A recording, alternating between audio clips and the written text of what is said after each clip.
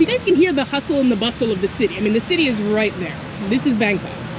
This is Bangkok all around us. High rises and skyscrapers and our beautiful Asian monitor lizards.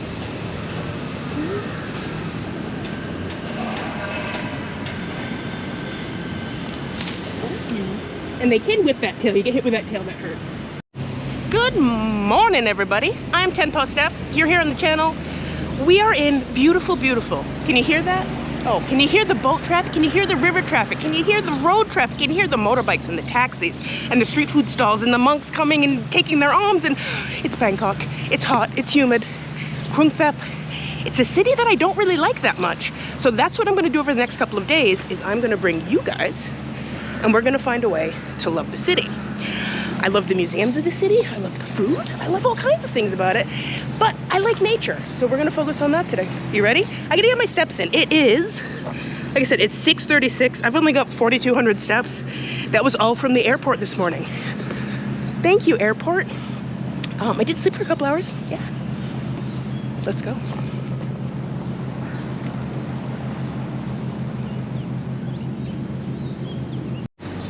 The Mae Nam Chao Phraya is the big river here. When people think of Southeast Asia, obviously you think of amazing, epic, important rivers, think of the Mekong River. But Chao Phraya is not far behind. It's known in English as the River of Kings because, well, it bisects the city completely and it bisected the old capital as well. This is literally a river of kings.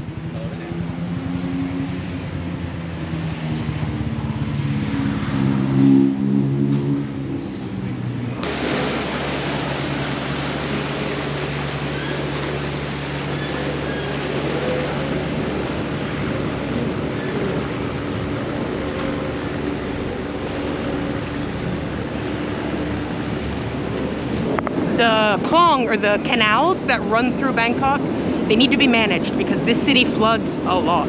I was here in the flooding a decade ago. It was nasty. It happens all the time. It's a huge, huge undertaking. So the canals were all dug, of course, they weren't natural, and it created an island within the old city. So the original old city was an island. But the modern modification of the canals and the modern management of the canals is really important kind of to the overall health of the city because that flooding does get really, really nasty. It's really cool. Check it out.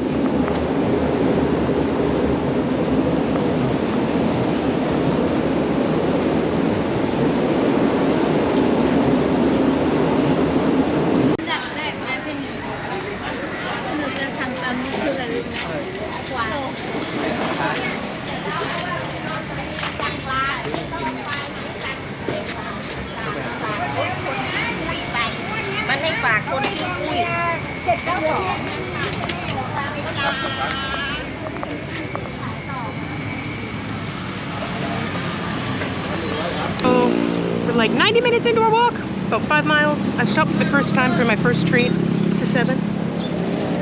Holy grail. Super energy. Let's keep going, all right?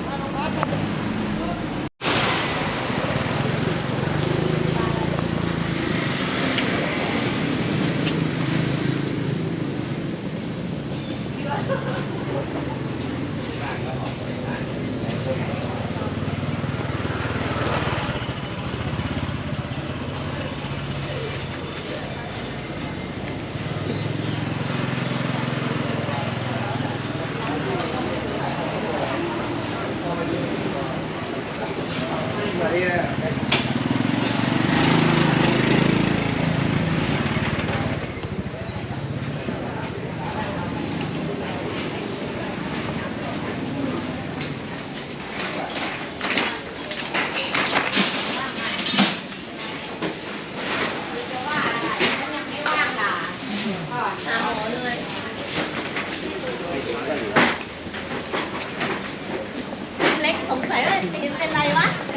can imagine it smells like limes and flowers.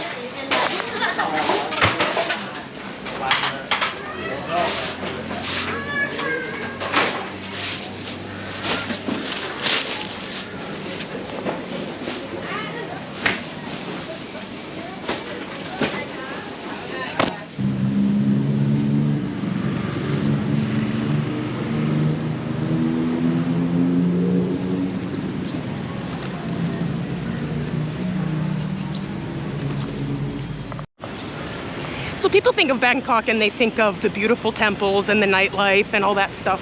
They don't think of green space. And actually for a modern city, a modern hub of Southeast Asia, it has a lot of green space. And the Thais do something very, well, they do a lot of things very well. But one of them is maintaining public spaces. So Lumpini Park, absolutely beautiful. It's in the middle of the hustle bustle. It's open to anybody to come and relax, exercise, chill out. We're monster hunting.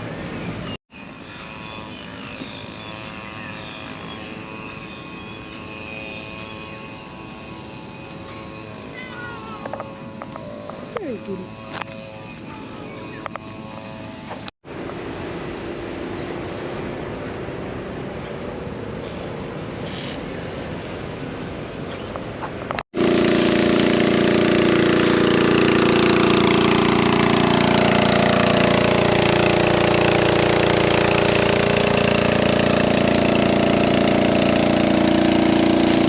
All right, I've just spotted our first one, guys. He's swimming over here. I'm gonna get on top of the bridge so we can see him.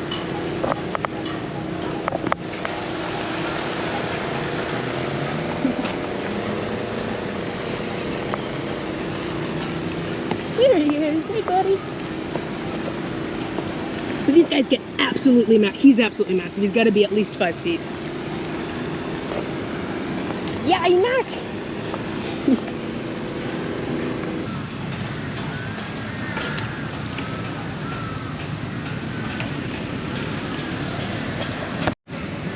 So these water monitor lizards, they get to be about 110 pounds and up to 6.5 feet. So that's no joking matter. That's a big, big animal.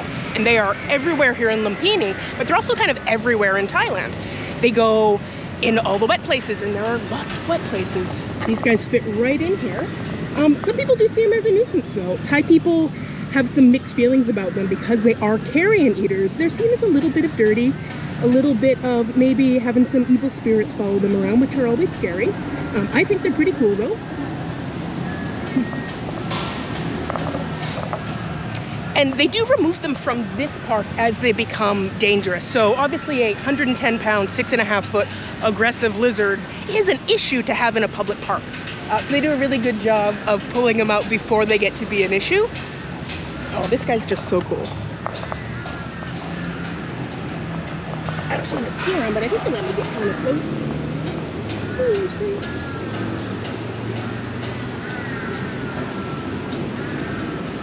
Look at that tongue, that's amazing.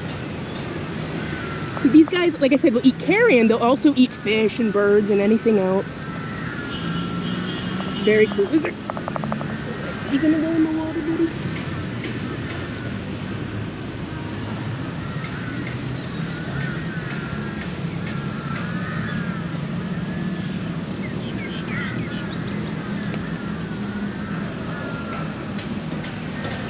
Look at that tail. The power in that tail cannot be denied. And look at how built they are for swimming. Look at that tail. It's just going to propel that lean, slim body through the water. And he's just playing with it. He can go faster than that on land too. His little buddy down there.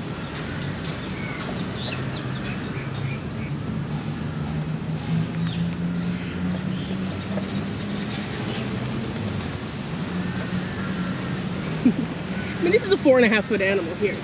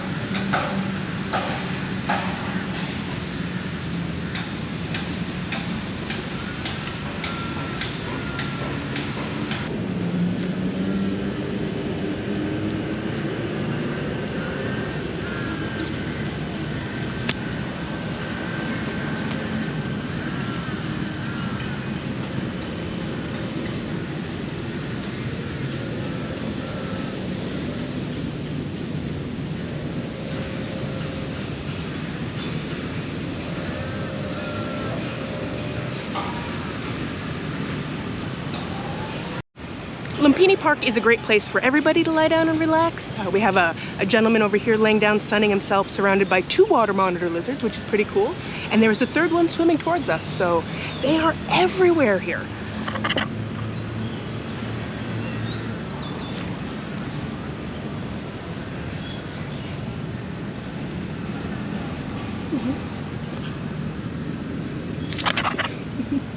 I didn't get scared, shut up.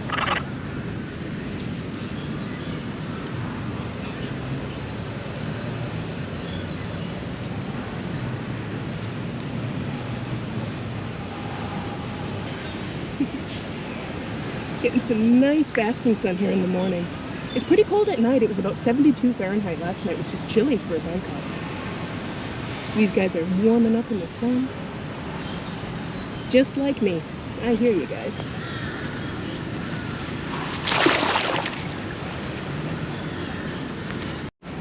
And then sometimes you just find a random catfish skull. Ew. Is this something that the monitor's reading? Probably. So there must be these big catfish in here too. So this has been picked clean. Like, talk about efficiency. That's a big fish. Look at the bristles.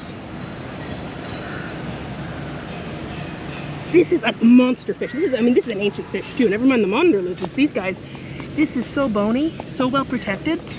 This is so cool. Oh, I want to keep it, but I can't. It's gonna stay here. I was kind of enjoying getting, like, running through the sprinklers. But no, the water comes straight out of that lake where all the lizards and the catfish live. So no, no, no, no. Yucky, yucky, yucky. Stay out of canal water. I've learned that. Stay out of canal water, always. No matter where you are in the world, you can't go in the canal. You can't. Don't do it. Whew. So 4 hours in, we have harassed the monitor lizards at Lumpini Park, and we are now going to go back to the snake farm to see where they produce the anti-venom, actually, that they use in Thailand and throughout Southeast Asia. I hope it's open now. It's really one of my favorite places, and it's like not a place where a lot of tourists go, which is so silly because it's really, really cool. And there are snakes. There are so many snakes. All right, let's go. We're gonna walk. How many steps? How many steps? It's 18,583 steps so far. I get the Thai Red Cross. We have 18 under here. It's called Animal House, but where it's going is actually snake farm. Let's go.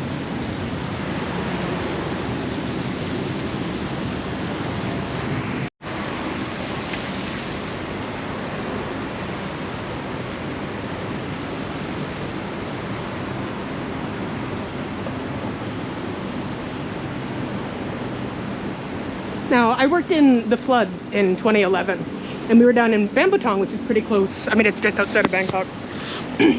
And the Thai Red Cross was there, and they were a huge help. The Navy was obviously a huge help, so good things about the Thai Red Cross for sure. Actually, I might look into giving blood while I'm here. That's a problem here in Thailand because we have a big expat population, a lot of foreigners, a lot of Westerners that come here to live or come here to travel. A lot of young people, backpackers. You get in car accidents, you get in motorbike accidents, and you need blood. And unfortunately, the local blood supply isn't suited to Western blood types. So there is always like a drive when someone, a Westerner, gets in a big injury to like come to the hospital, come to the Red Cross and donate Falang blood. So I haven't had a tattoo in a while. I actually might see if I can give blood.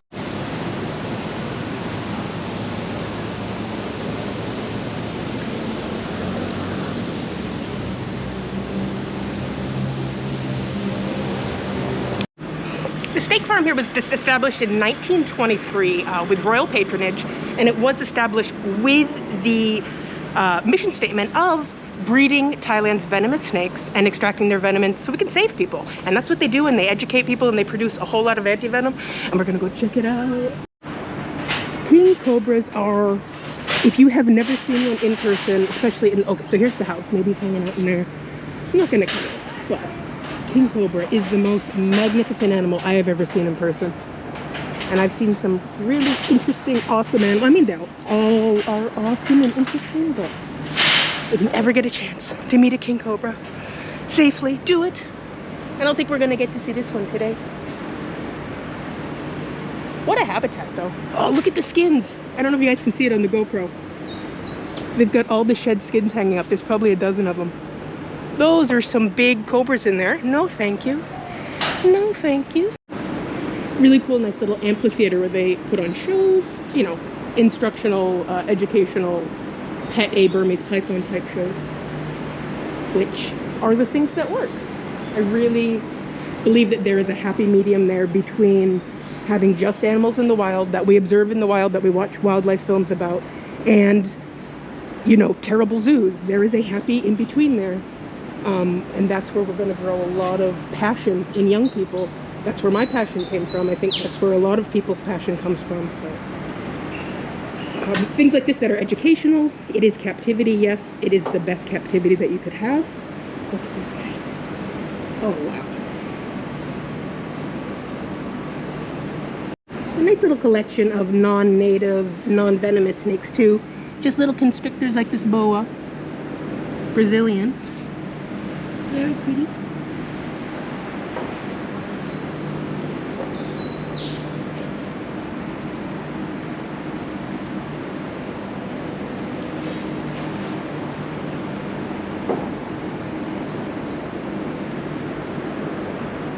Ooh, white-tipped python, white-lipped python. I've not seen these guys before. Not native to Thailand. New Guinea.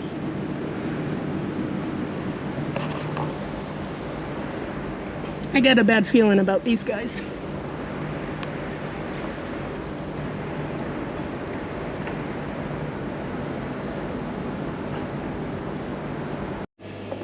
There's every kind of Southeast Asian species you could think of. Monocled cobras, red-headed crates, Malayan pit vipers, king cobra, Malayan crate, banded crate, Indo-Chinese spitting cobra. These are all incredibly venomous species. And that's what they're doing here at the Institute. They're saving people's lives, which in turn saves snakes. Because if people know that they have an anti-venom available, they're less likely to kill the snakes too. Look at this beast. The monocled cobra. Wow, wow, wow. Spitting cobra.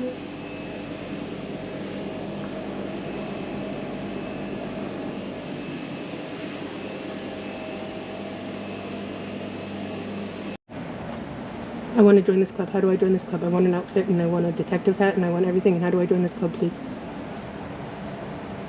The educational resources here are practical and they are informative, but they are accessible to everybody that's going to come to this museum and check it out. It's like a question like this. The wound should be cleansed, A, with water and disinfectant, or B, with medicinal herbs. Well, obviously it's A, but medicinal herbs would be the number one choice for most people. People in the countryside that maybe they have to go a little bit further to get to the doctor, and those are the people that are getting bitten by these venomous snakes. So this effective lay education is incredibly important.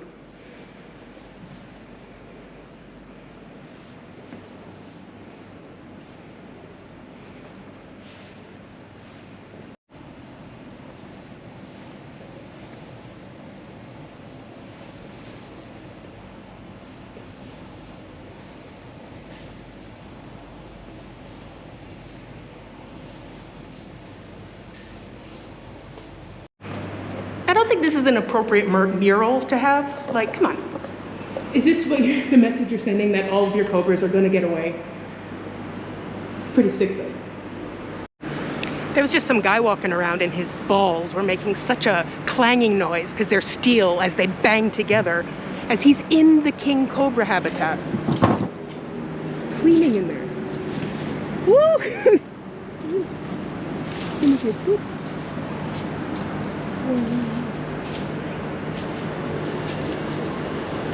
Yeah, just an old dude with a snake stick. That's sick. That's so cool. Come see the snakes, guys, if you're ever in Bangkok. And, I mean, you'll appreciate the work here if you're ever anywhere in Southeast Asia and get bit by a venomous snake. But don't do that. Just come see them here. That way you don't have to see them so close that you get bit. So nice. And it's just a nice little quiet place to come to. Next to the park, go mess with the water monitors and then observe the snakes.